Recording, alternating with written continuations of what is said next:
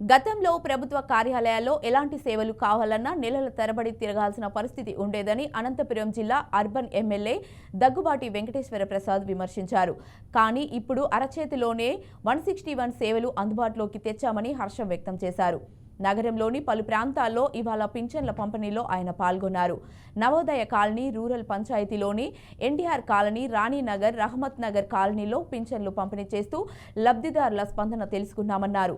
ప్రతి నెల 1వ తేదీ ఉదయాన్నే పింఛన్ ఇంటి వద్దకే వచ్చి ఇస్తున్నారా లేదా అని లబ్ధిదారులను ఆరా తీశారు.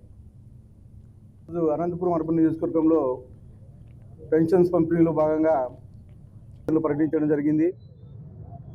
మా నాయకుడు నారా చంద్రబాబు నాయుడు గారు ముఖ్యమంత్రి అయిన తర్వాత మొట్టమొదటి 5 సంతకాల్లో పెన్షన్ జరిగింది. 1000 రూపాయలు పెంచడం జరిగింది. దానిలో భాగంగా ఎలక్షన్స్ అప్పుడు ఏదైతే 3 నెలలు రాలేదో దాంతో కలిపి మొట్టమొదటి నెలలోనే 7000 రూపాయలు, 1000 రూపాయలతో పాటు 7000 రూపాయలు ఇవ్వడం జరిగింది. అలాగే వికలాంగులకైతే వికలాంగులకు 6000 రూపాయలు చేయడం జరిగింది. అలాగే పూర్తిగా ఏమి నిస్సహాయ స్థితిలో ఉన్న వాళ్ళకి 15000 రూపాయలు ఇవ్వడం జరుగుతూ ఉంది. ఇవే కాకోకుండా డిఐసి నోటిఫికేషన్ ఇచ్చాం. అలాగే అన్న క్యాంటీన్లు ఓపెన్ చేయించాం. అలాగే